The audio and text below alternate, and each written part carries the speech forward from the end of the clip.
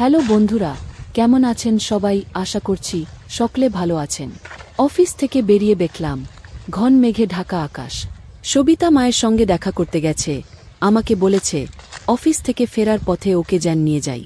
আকাশের যা অবস্থা দেখছি, ঝড় বৃষ্টির আশঙ্কা। অন্যদিকে নতুন বইয়ের আদেশ, হাওড়া থেকে ট্রেনে উঠে কয়েক স্টেশন যেতেই শুরু হলো বাঁধ ভাঙ্গা বৃষ্টি। ট্রেনের কামরার ভিতরে আছড়ে পড়ছে বৃষ্টি। ছাতা কেউ কেউ ট্রেনের মধ্যে খুলে বসে আছে, ছাতা নিয়ে বেরলে বাইরে ফেলে আসি বলে। ছাতা নিয়ে আর বেরি না।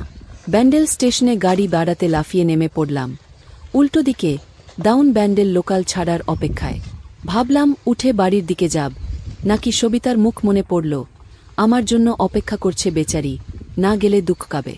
এতটা যখন এসেছি, রিকশায় আর তো মোটে মিনিট 10 পথ, কিন্তু হঠাৎ বৃষ্টি থামলে তো পায়ের চটি ভিজে, আমশক্ত একটু চা হলে ভালো হতো। এগিয়ে একটা হুইলারের দোকানে গিয়ে বললাম, ভাই চা হবে? দোকানের লোকটি অদ্ভুত চোখ মেলে আমাকে দেখে। মনে মনে ভাবি, কিছু ভুল বললাম নাকি। পাশের একজন বলল, ধুর মশাই, দেখছেন না জল ঢুকে উনুন নিভে গেছে। পুরানো আমলের বর্গার ছাদ, একতলা বাড়ি, খাঞ্চার এক বট ঘর, সামনে এক ফালি জায়গায় নানা পাতা, বাহারি গাছের জঙ্গল, বাড়ির পাশে টিন দিয়ে ঘেরা বাথরুম। সবিতা বিয়ের আগের দিন পর্যন্ত বিধবা মা শান্তিলতার সঙ্গে এখানে থাকত। এখন শান্তিলতা একা, সঙ্গী বলতে এখন একটি ঘর নিয়ে নামমাত্র ভাড়ায় থাকা 3 সদস্যের একটি দরিদ্র পরিবার। প্রমোটারের সঙ্গে কথা চলছিল, ইতিমধ্যে মেয়ের বিয়ে ঠিক হয়ে যাওয়ায় এই আলোচনা সাময়িক স্থগিত। তবে 5-0 অতিরিক্ত শান্তিলতার আটোসাটো চেহারায় আভিজাত্যের ছাপ। বিয়ের পর অষ্টমঙ্গলার একবার জামাইকে সঙ্গে নিয়ে এসেছিল মেয়ে। জামাই ফর্সা, কার্তিকের মতো চেহারা। বৃষ্টি থামার লক্ষণ নেই, কতক্ষণ অপেক্ষা করা যায়। স্টেশন হতে বেরিয়ে রিকশা স্ট্যান্ডের দিকে এগিয়ে গেলাম। সারি সারি রিকশা দাঁড়িয়ে, কিন্তু চালক নেই। আশেপাশে কোথাও এই বাদলায় কেউ যাবে বলে মনে হল না। হাঁটা শুরু করা যাক। রাস্তায় হাঁটু জল, ঘুল করে জল ঠেলে কাপড় গুটিয়ে এগোতে লাগলাম।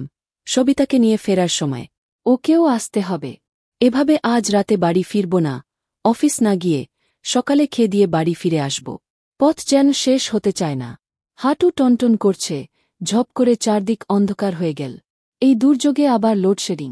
জামাই বরণের সুন্দর ব্যবস্থা, ঘুটঘুটে অন্ধকার নর্দমায়। না, পরিশেষে সাবধানে চলতে চলতে সবিতাদের বাড়ির সামনে পৌঁছলাম। বাগানে জল দাঁড়িয়ে গেছে, গাছগাছালি পেরিয়ে রক উঠে দরজায়। করা নারী কোন সারা শব্দ নেই। ভিতরে কেউ নেই, নাকি ঘুমিয়ে পড়ল, নাকি কটা বাজে। কবজি ঘুরিয়ে ঘুরি, দেখো কি অন্ধকারে, নিজেকেই দেখতে পাচ্ছি না। জোরে হাঁক পারলাম, সবিতা সবিতা, কেয়ার খ্যান। খেনে গলায় আওয়াজ এলো ভিতর থেকে। আমি নীলু, দরজায় শব্দ হচ্ছে। মনে হয় খুলছে দরজা, খুলে হারিকেন উঁচিয়ে একে বোঝার চেষ্টা করছেন। শান্তিলতা মা, আমি নীলু। সবিতা আসেনি না? বাবা, শুভ তো আসে নাই কেন? কিছু হয়েছে? আসেনি, বেকার এই দুর্যোগ ঠেলে আসা কি করব ভাবছি। শাশুড়ি বললেন, তুমি ভিতরে এসো। বাবা ঢুকতে আমার হাতের ব্যাগটা হাত বাড়িয়ে নিয়ে বললেন, তুমি তো স্নান করে গেছ, দাঁড়াও একটা গামছা দিচ্ছি, আমি একটু বাথরুমে যাব, বারান্দায় জল আছে।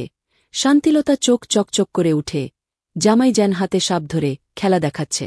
বালতির জলে হাত পা ধুজে ঘরে ঢুকে দেখলাম এখানে ওখানে গামলা দেখছি রয়েছে মেঝেতে, তাতে উপরে থেকে টপটপ করে জল পড়ছে। পুরানো পেটা ছাদ, কতকাল সংস্কার হয় না, কোন দিন হয়তো ভেঙে পড়বে।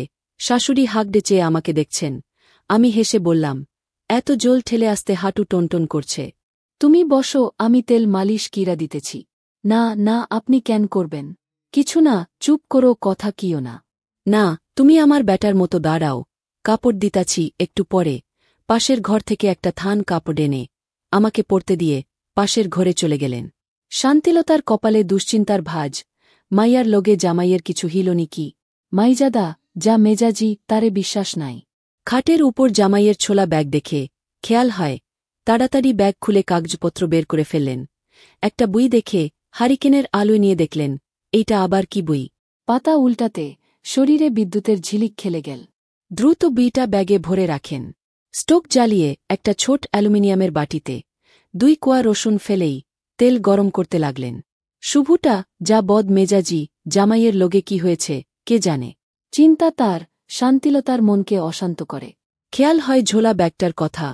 দরকারি কাগজপত্র আছে। অন্ধকারে হাতরে হাতরে পাশের ঘরে গেলাম। চেয়ারে হেলান দিয়ে বসলাম। একটানা অনেকটা পথ জল ভেঙে পা দুটো অসার। গরম তেলের স্পর্শে বেশ সুখ হচ্ছে কিনিয়া। সুগুর লোগে গোলমাল, সেটা শান্তিলতা বোঝার চেষ্টা করেন। জামাই ভাইঙ্গা বলে, নাই কিছু একটা নিজস্ব হিছে, নাইলে এই দুর্যোগের রাতে জল ভাইঙ্গা, এতদূর আইতো না জামাইয়ের। সাড়া নাই, ঘুমাইজা পড়ল। নিকি পিছন ফিরে, তেল নিতে গিয়ে বাটিটা উল্টে গেল মেঝে থেকে তেলকে বাটিতে তুলে মালিশ করতে থাকেন। শান্তিলতা, আমার ঝিমুনি এসে গেল, বাবা। আরাম হিছে। আমি চোখ খুলে লাজুক হাসলাম। শান্তিলতা হারিকেন হাতে উঠে দাঁড়িয়ে এক পা এগোতেই মেঝেতে পড়ে থাকা তিলে পিছলে হি বলে আছড়ে পড়ে কোমর চেপে যন্ত্রণায় কাতরে উঠলেন। হারিকেন নিভে গিয়ে সারা ঘর অন্ধকার। কিছুই দেখতে পাচ্ছি না। দেশলাইট জেলে হারিকেন ধরালাম, চিমনি নেই। আলোর শিখা তিরতির করে কাঁপছে। উঠছেন কেন? বসে জিরিয়ে নিন। দিও সারারাত পড়ে আছে। দুইটা সিদ্ধ না করলে খাইবা কি? যেমন লেংচে লেংচে স্টোভ জ্বালিয়ে ভাত করছে, বুঝলাম। বেশ লেগেছে। লাজুক মুখে বসে থাকি। খিচুড়ি আর ডিম ভাজা করতে করতে রাত প্রায় 12টা। বাইরে বৃষ্টির দাপট মনে হলো একটু কমেছে। লাইটটা এলে স্বস্তি মিলত। এমনি লোডশেডিং হলে এতক্ষণ থাকত না। ঝরে তার ছিঁড়ে বিপর্যয় ঘটেছে হয়তো। তাহলে কাল সকালের আগে সারাবার প্রশ্নই আসে না। আমরা খেতে বসলাম। খিদের মুখে গরম গরম খিচুড়ি খুব ভালো লাগছিল। তার সঙ্গে ডিম ভাজা আর আচারও দারুণ। উনি আচার নেননি। জিজ্ঞেস করি, মা আপনি আচার নিলেন না? বাবা কুমড়ুরে বেদনা। অখন টোক খাওন ঠিক হিব না, ভদ্রতার খাতিরে বলি। জামাইয়ের কথা শুনিয়া তো খারাপ লাগে না, তবু শুভ লোগে কিছু হয় নাই তো। এই চিন্তা পিছু ছাড়ছে না। শেষ হলে জলের মগ নিয়ে উঠে দাঁড়াতে শান্তিলতা বললেন, দেখো বাবা, তাইলে পিছলাইয়া যাইও না।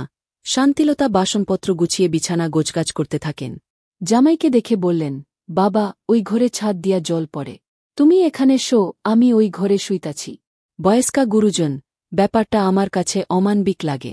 আমি বললাম, তা হয় না মা, আপনি এখানে থাকুন। একটা তো মোটা রাত, আমি ওই ঘরে শুই, যদি কিছু মনে না করো, তাইলে তুমি আমার কাছে শুইতে পারো। বিছানাটা বড় আছে।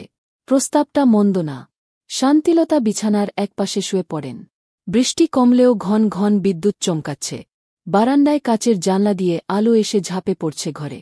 হারিকেন নিভে গেল, ঘরে ঘুটঘুট করছে অন্ধকার। একদিক দিয়ে ভালো হলো, কেউ কাউকে দেখতে পাচ্ছি না। শুয়ে আছি, ঘুম আসছে। একসময় না ডাকার শব্দ পেলাম। বুঝলাম ঘুমিয়ে পড়েছেন। রাত কত হবে? বালিশের নিচ থেকে ঘড়ি বের করে চোখের সামনে ধরে রাখি। বিদ্যুৎ চমকালে দেখব 2:30 বেজে গেছে।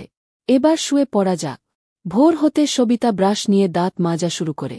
সবাই ঘুম থেকে ওঠেনি। মণিমালা দেখল কাকির চোখমুখ ফোলা। রাতে ঘুমায়নি নাকি? তাকে দেখে কাকি বলল, মণি আমি এখন বেরছি। তুমি দিদি উঠলে বলে দিও। কোথায় যাবেন? জানার ইচ্ছে হলেই মণিমালা সাহস পায় না। কাকির মুখ দেখে জিজ্ঞেস করার মা উঠলে বলে দেব। মণিমালা ভাবে, রানা কাকু রাতে বাড়ি ফেরে নাই। কোথায় যেতে পারে? রিকশার প্যাক প্যাক শব্দ শোনা যাচ্ছে রাস্তায়। শুরু হয়েছে লোক চলাচল। তাহলে জল নেমে গেছে। নীলকান্ত ঘুম ভেঙে উঠে বসে। পাশের শায়িত শাশুড়ির দিকে চোখ পড়তে চমকে ওঠে। শাশুড়ির সার নেই। ডাকব কিনা ভাবছি। তাহলে কি জেগে আছেন? তাকিয়ে দেখুন, চোখ বন্ধ কিন্তু মুখে মৃদু হাসি। কাচের জানলায় চোখ রেখে সবিতা বাড়িয়ে বাড়িয়ে দেখছে। দরজায় টোকা দেবে কিনা। পর মুহূর্তে মনে হল, দরকার নেই। 2-5 বদলে 5-0 যদি এত সুখ থাকো, তুমি ওই বাগান নিয়ে বন্ধুরা, আজকের ভিডিওতে এখানেই শেষ করলাম। অনেক কষ্ট করে ভিডিওটি আপনাদের জন্য বানিয়েছি। যদি ভিডিওটি ভালো লেগে থাকে, তাহলে একটা লাইক করবেন এবং চ্যানেলটি সাবস্ক্রাইব করবেন। এই আশা ব্যক্ত রেখে আপনাদের কাছে বিদায় নিচ্ছি। দেখা হবে আগামীকালের নতুন কোনো ভিডিওতে। সে পর্যন্ত সবাই ভালো থাকুন। ধন্যবাদ।